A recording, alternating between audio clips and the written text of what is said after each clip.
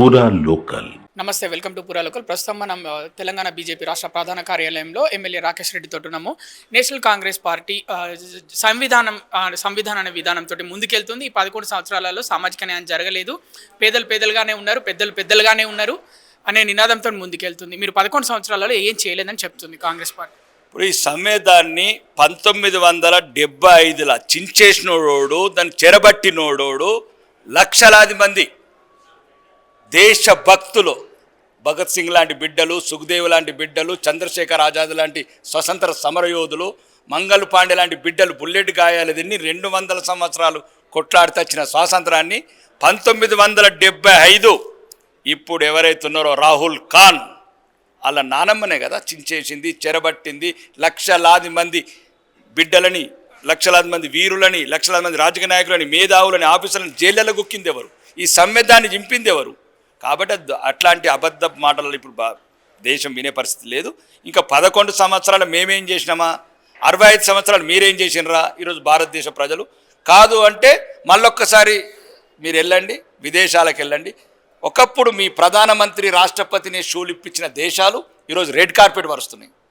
America లాంటి దేశాలల్లో మన మాజీ రాష్ట్రపతికి అబ్దుల్ కలాం గారికి షూలిప్పించారు, ప్రధానమంత్రికి ప్రిస్క్రిప్షన్ చెక్ చేశారు. అట్లాంటి దేశం ఈరోజు భారత ప్రధానమంత్రి పోతే సెనేటర్ సభలు కావచ్చు, కాంగ్రెస్ సభలు కావచ్చు, నిలబడి కరతల ధ్వనుల మంది స్వాగతం పలుకుతున్నది. ఆస్ట్రేలియా ప్రధాని లాంటి India prime minister is our boss అంటున్నాడు. ఇక్కడ ఒక ఆఫ్రికన్ కంట్రీలో వెళ్తే కాళ్ళు పట్టుకుంటున్నారు నరేంద్ర మోడీ. కారణ జన్ముడు, యుగ పురుషుడు, ఈ దేశానికి ఒక దిక్సూచి, అణగారిపోయిన ప్రజల గురించి ఈరోజు ఒక్కటి మీకు రాహుల్ గాంధీ గారికి చెప్పేది. నిన్నగాక మొన్న ప్రపంచ బ్యాంకు లెక్కలు చూడండి, 25 కోట్ల పేద ప్రజలని దరిద్ర రేఖ పైకి తీసుకొచ్చాం. ప్రపంచ రికార్డు అది.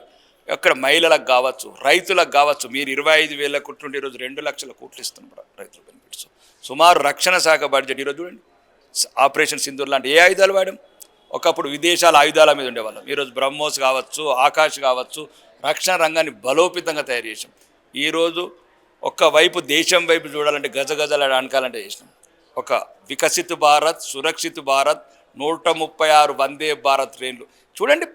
11 ఏళ్ల కింద గబ్బు ట్రైన్లు, వాసలచ్చి ట్రైన్లు, ఇరిగిపోయిన ట్రైన్లు.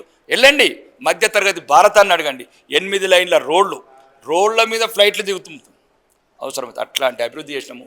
ఈరోజు ముఖ్యంగా ఈ దేశం వాళ్లకు అధికారం ముఖ్యం, మాకు దేశం ముఖ్యం. భారతీయ జనతా పార్టీ ఈ దేశంలో హిందుత్వం, హిందువులను అడుగడుగున అవమానించి 65 ఏళ్ళు అనామకులుగా చేసిన పార్టీని ఈరోజు రామ జన్మభూమి కావచ్చు, ఆర్టికల్ 370 కావచ్చు, లేకపోతే ముస్లిం ఆడబిడ్డల త్రిపుల్ తలాక్ కావచ్చు, అన్ని రకాలుగా ఈ దేశాన్ని న్యాయంగా సబ్కే సాత్, సబ్కా వికాస్, సబ్కా విశ్వాస్. నరేందర్ మోడీ కాదు, సరెండర్ మోడీ అని రాహుల్ గాంధీ వ్యాఖ్యలు చేశాడు. ముఖ్యంగా ఆపరేషన్ సింధూర్లో భాగంగా అంటే ట్రంప్కే భయపడ్డాడు. ట్రంప్ జస్ట్ 2 ట్వీట్లు చేస్తే దానికి భయపడి సీజ్ ఫైర్ చేశారని వ్యాఖ్యలు చేశారు.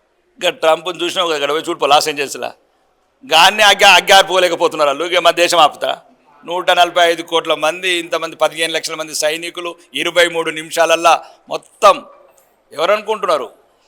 ఖురేషి, సోఫియా ఖురేషి, యోమికా సింగ్. మేము ఝాన్సీ లక్ష్మీబాయి, రాణి రుద్రమలను చూడలేదని ఎప్పుడు పోస్టర్లు చూసి వాళ్ళ విగ్రహాలు చూసి ఎంతో ఇబ్బంది పడ్డాం. ఈరోజు వీర నారులను కన్నా ఈ వీర భారతాన్ని చూస్తున్నాం. మహిళా మనులు అనుకుంటే ఈరోజు 23 నిమిషాల మటాజ్ చేసి వచ్చినారు. అట్లాంటి చిన్న కాంగ్రెస్, ఆ రాహుల్ గాంధీ విదేశీ శక్తులు ఒక ఏజెంట్ లాగా తయారైండు. ఎవడన్నా దేశ సైన్యాన్ని అవమానిస్తాడా? భారత ప్రధాని కావాలనుకుని కలలు కన్నవాడు, భారతదేశానికి ఈరోజు ఒక వెన్నుదన్నైనా, మనం ఇంత ప్రశాంతంగా ఉండటానికి కారణమైన మన భారత సైన్యాన్ని ఎన్ని ఫ్లైట్లు కూలినాయి చూపియు, ఎన్ని ఫ్లైట్లు కూలినాయి చూపి అంటే చైనా ఏజెంట్ అన్నట్లే కదా. ఏ ఫ్లైట్లు చూపిస్తే ఆ ఫ్లైట్లు అక్కడ పంపదందుకు. ఎక్కడైనా యుద్ధంలో జరుగుతుంది, ఎక్కడో ఒకటి నష్టం జరుగుతుంది. ఒక మనిషి చావకుండా, ఒక ఆయుధం ఇరగకుండా, ఒక ఫ్లైట్ కూలకుండా ఎక్కడ యుద్ధం జరుగుతుందా? కానీ యుద్ధం ఎప్పుడు మొదలు పెట్టాలా, ఎప్పుడు కంప్లీట్ చేయాలా. ఏదో ఎవరో అన్నట్లు మీకు సినిమాలో చూసినట్టు ఇంకా యుద్ధం జరగాలంటే మాకు కూడా లక్షలాది మంది సైనికులు ఉన్నారు. వాళ్ళ భార్య పిల్లల్ని కూడా చూడాలా, వాళ్ళ తల్లిదండ్రులను చూడాలా. వాళ్ళకి పిల్లలు ఉన్నారు, వాళ్ళకి తల్లిదండ్రులు ఉన్నారు, వాళ్ళకి భార్య ఉన్నది. నీకు ఏదో తెలుగు సినిమాలో ఏదో రిమోట్ కంట్రోల్ పెట్టుకున్నట్లు ఇంకా యుద్ధం జరిగితే బాగుండు అంటే యుద్ధం ఎప్పుడు శాంతి. మా ఉద్దేశం ఉగ్రవాద స్థావరాల వరకే దంచం. అది మా ఉద్దేశం నెరవేరింది. రెండోది మా కొన్ని రోజులు మాకు ప్రాబ్లం ఉండే మా ఆయుధాలను ఎక్కడ పరీక్షించుకోవాలని అన్ని పరీక్షించుకున్నాం. పాకిస్తాన్ నిలబడి అన్ని పర్ఫెక్ట్గా పనిచేసినాయి.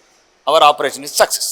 కేసీఆర్ ముఖ్యమంత్రిగా ఉన్నప్పుడు ప్రధానమంత్రి మోడీకి అప్పుడు రెస్పెక్ట్ ఇవ్వలేదు, వెళ్ళి కలవలేదు. అందులో భాగంగానే ఇప్పుడు మోడీ రేవంత్ వెనకాల ఉండి కేసీఆర్ని అరెస్ట్ చేయించడానికి ఇలాంటి కమిషన్లు, ఇలాంటి డ్రామాలు ఆడుతున్నారని బీఆర్ఎస్ శ్రేణులు ఆరోపిస్తున్నాయి. దేనికి? మోడీ ఎక్కడ, ఈ కేడీ ఎక్కడ? కేడీని పట్టుకుని మోడీతో మాట్లాడుతున్నారు మీరు.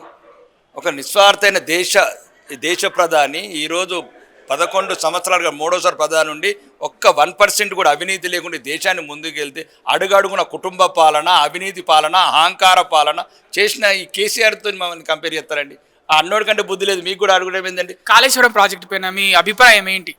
అసలు అదంతా ఇంజనీర్ల తప్పు అని వార్తలు వస్తున్నాయి. అంటే విచారణలో చెప్తున్నారు, విచారణకి వెళ్ళిన మాజీ మంత్రులు. ఇప్పుడు ఒకటేనండి, ఫస్ట్ దీంట్లో అవినీతి అండి. తెలంగాణ ప్రజల ఆస్తులను దోచుకున్నారు. అంటే ఇంతకుముందు చంబల్లో దొంగలు, బందిపోట దొంగలు ఒక రకంగా ఉండ్రి. వీళ్ళు మొత్తం లైసెన్స్డ్గా రాజరిక ముద్రల ఈ ప్రజాస్వామ్యం ముసుగులా దోచుకున్నారు. 30,000 కోట్లతో కట్టాల్సిన కాళేశ్వరాన్ని 1,20,000తో కట్టారు. సుమారు 80,000 కోట్ల అవినీతి జరిగింది. దానికి ఉదాహరణ హరిహోమన్ అతను ఒక ఇంజనీర్ ఎవరైతే ఉన్నాడో 2,000 కోట్లు దొరికినాయి ఒక ఇంజనీర్ ఇంట్లో. అంటే వందలాది మంది ఇంజనీర్లు, కాంట్రాక్టర్లు ఎంత దోచుకున్నారు కొడుకులు, ఈ రాజకీయ నాయకులు ఎంత దోచుకున్నారు. ఈ తెలంగాణ ప్రజలు నిలదీస్తారు. లేకపోతే రానున్న రోజులలో మీరు ఇట్లనే తప్పించుకుంటూ తిరిగినాక చట్టాలకు వెళ్ళి ఆ గడ్డాపి కానీ చంపేస్తారు రాళ్ళతో కొట్టి. ఇక చివరి ప్రశ్న, ఫోన్ ట్యాపింగ్ కేసులో ఎస్ఐబి మాజీ చీఫ్ ప్రభాకర్ రావుని జూబ్లీహిల్స్ పోలీస్ స్టేషన్లో విచారించడం జరిగింది. విచారణలో నా కింది స్థాయి అధికారిని అతన్ని వాంగ్మూలం ప్రకారం నన్ను అరెస్ట్ చేశారు, కానీ నేను ఇక్కడ రాతపూర్వకంగా చెప్పిన ఫోన్ ట్యాపింగ్ చేయమని ఆయన చెప్పడం జరిగింది. ఇప్పుడు నేనేమంటున్నానండి, టెక్నికల్గా బతకనిరిసిన నా కొడుకులు ఈరోజు చట్టాలని ఆటగా ఆడుకుంటున్నారు. ఈ కొడుకులందరూ మేమంటున్నది ఆ పోలీస్ యూనిఫామ్కు గౌరవం ఉంచండి రా సన్నాసులారా అంటున్నాం. ఆ యూనిఫామ్ మీ గురించి తయారు చేయలేదురా, ఈ దేశం గురించి తయారు చేసినారు, దేశ భద్రత గురించి తయారు చేసినారా. వీళ్ళు 10 ఏళ్ళు ఆ పోలీస్ యూనిఫామ్ను అవమానపరిచారు. అది ఏందని ట్యాపింగ్? ఎక్కడైతే దేశ భద్రత కావచ్చు, ఏదైనా రాష్ట్రంలో శాంతి భద్రత కావచ్చు, దానికి సంబంధించి రాజకీయాలల్లా జడ్జులని, ప్రతిపక్ష నాయకుల్ని, చివరికి భార్యాభర్తలు ఏం మాట్లాడతారో రికార్డింగ్ చేసిన ఈ నా కొడుకులు సినిమా స్టార్లు. ఆడికి ఎవరికో యువరాజులకు ఏదో కోరికలు ఉండే వాళ్ళ గురించి సినిమా స్టార్లు రికార్డింగ్ చేయడమైంది విధవలు. ఇవన్నీ బయటకు రావాలా అంటే సిబిఐ ఎంక్వైరీ ఒక్కటే కారణం. రెండోది వీళ్ళకి శిక్షలు కూడా కఠినంగా పడాలా, లేకపోతే వ్యక్తిగత జీవితంలో గోప్యతను ఉంచారు ఈ కొడుకులు. ఈ మళ్ళీ ఇట్లాంటి యూనిఫామ్ ముసుగులా ఈ కొడుకులు ఇట్లాంటి తప్పులు చేయొద్దంటే, ఆ యూనిఫామ్ గౌరవం ఉంచాలంటే వీళ్ళని ఎవరైతున్నారో ఆ యూనిఫామ్ ముసుగుల ఈ ట్యాపింగ్ చేసిన ప్రతి ఒక్క నా కొడుకుని శిక్షించాలి. తెలంగాణ బీజేపీ ముఖ్య నేతలు ఫోన్ ట్యాపింగ్కి గురయ్యారని మీరు భావిస్తున్నారా? అందరూ చెప్తా 19 మంది జడ్జిలకి తెలంగాణ ముఖ్య నేతలు లేదండి. బీజేపీ ముఖ్య నేతలు, బీజేపీ ముఖ్య నేతలు అనుకో, ఇంకా సీనియర్ నేతలు అనుకో, ఈ దేశంలో ఉన్న ఈ రాష్ట్రంలో ఉన్న అందరినీ ట్యాపింగ్ చేశారు వాళ్ళు. కాబట్టి ఎవరిని కూడా వదలద్దు. అది పోలీస్ యూనిఫామ్ని దుర్వినియోగపరిచారు. ఫస్ట్ వీళ్ళకి కఠిన శిక్షలు వేయాలా. రేపు తెల్లారి మళ్ళీ అదే యూనిఫామ్ వేసుకున్నోడు ఇంకొకడు ప్రజల జీవితాలతోని, వ్యక్తిగత జీవితాల గోప్యతకు భంగం కలగద్దంటే కఠినంగా శిక్షించాలి.